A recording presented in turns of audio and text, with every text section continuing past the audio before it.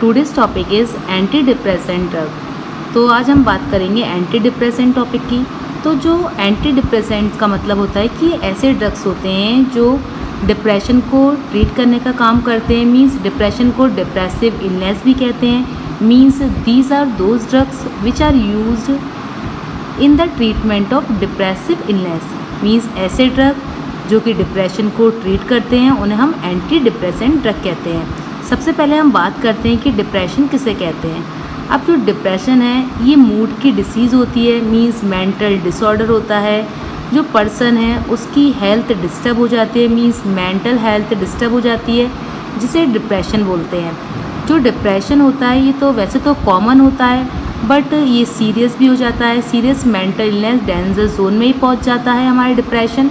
It is common but serious mental illness. जब किसी भी पेशेंट को डिप्रेशन हो जाता है तो उसकी जो स्लीप में डिस्टर्बेंस हो जाता है, पर्सन सुसाइड के बारे में सोचने लगता है, उसे बहुत ज़्यादा सैड फील होता है और उसकी ब्रीथिंग में भी प्रॉब्लम हो जाती है और हर चीज़ का उसका इंटरेस्ट खो जाता है। किसी भी चीज़ में वो इंटरेस्ट नहीं दिखा पाता है डिप्रेशन पेशेंट। तो हमने बात करी एंटी डिप्रेसेंट ड्रग किसे कहते हैं, डिप्रेशन किसे कहते हैं। अब हम बात करते हैं टाइप्स ऑफ डिप्रेशन।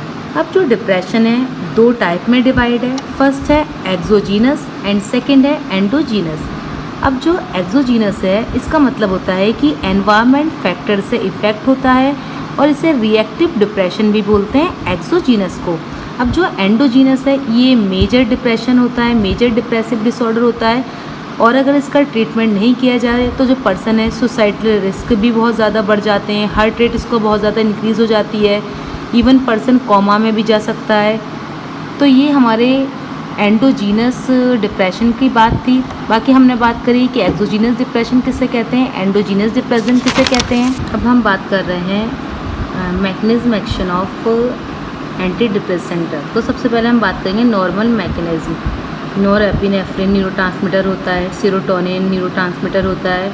ये हमारी बॉडी में रिलीज़ होते हैं और अपना एक्शन शो करते हैं। मीन्स पर्सन है काल्म रहता है, खुश रहता है, ये अपना प्रॉपर तरीके से एक्शन शो करते हैं। लेकिन जब नॉरएपिनेफ्रिन और सेरोटोनिन जो होते हैं अपने एक्शन प्रॉपर तरीके से शो नहीं कर पाते हैं तो पर्सन डिप्रेशन में कॉज हो जाता है। तो हम एंटी डिप्रेसेंट ड्रग दिए जाते हैं। तो जो एंटी डिप्रेसेंट ड्रग्स होते हैं तो ये क्या करते हैं, रीअपटेक मीन्स लो कर देते हैं। रीअपटेक को मीन्स नॉरएपिनेफ्रिन की और सेरोटोनिन की। तो नॉरएपिनेफ्रिन और सेरोटोनिन की अपटेक लो हो जाती है, रीअपटेक। तो जो एंटी डिप्रेसेंट ड्रग्स होते हैं ये ब्लॉक कर देते हैं reuptake of both norepinephrine and serotonin. तो इनका कंसंट्रेशन जो होता है नॉरएपिनेफ्रिन का और सेरोटोनिन का ये हमारा इंक्रीज़ हो जाता है। तो जब नॉरएपिनेफ्रिन और सेरोटोनिन का कंसंट्रेशन बढ़ जाता है तो ये अपना एक्शन शो करते हैं। मीन्स पर्सन जो है काल्म फील करने लगता है। Means as a anti depressant drugs use किए जाते हैं। नेक्स्ट है हमारा classification of anti depressant drug. तो सबसे पहला है ट्राईसाइक्लिक एंटी डिप्रेसेंट। 2 टाइप में क्लासीफाई हैं, Na positive 5-HT reuptake inhibitor और प्रीडोमिनेंटली Na रीअपटेक इनहिबिटर। तो जो फर्स्ट है हमारा इसमें ड्रग आते हैं इमिप्रामाइन आ जाएगा, एमिट्रिप्टाइलिन हो जाएगा, क्लोमिप्रामाइन आ जाएगा। जो प्रीडोमिनेंट कैटेगरी है इसमें ड्रग आ जाएंगे desipramine, amoxapine and reboxetine. Second category है एंटी डिप्रेसेंट ड्रग की एटिपिकल एंटी डिप्रेसेंट्स। इसमें ड्रग्स हैं trazodone and amineptine. Next new generation antidepressant TA drug and next है लिथियम सॉल्ट। इसमें ड्रग आ जाएगा आपका लिथियम कार्बोनेट। ये हमारा classification of anti depressant drug. अब हम बात करेंगे pharmacological action of anti depressant drug. तो जो फार्माकोलॉजिकल एक्शन है हमारा, सबसे पहले हम बात करेंगे effect on CNS। Means central nervous system पर अपना इफ़ेक्ट शो करेगा। अगर पर्सन नॉर्मल इंडिविजुअल होगा तो वो कोई भी मेंटल एलिवेशन शो नहीं करेगा। मीन्स उसके मेंटल बिहेवियर में कोई भी चेंज नहीं होगा, कोई भी इम्प्रूवमेंट नहीं होगा, पर्सन नॉर्मल रहेगा। बस ये हो सकता है ड्रग अगर उसने एडमिनिस्टर कर लिया तो पर्सन को सेडेशन कॉज होने लगे, उसे नींद आने लगे। लेकिन जो डिप्रेस पेशेंट है, डिप्रेशन पेशेंट को दिया जाता है एंटी डिप्रेसेंट ड्रग, तो उसकी जो मूड है वो एलिवेट हो जाता है, मीन्स इम्प्रूव हो जाता है।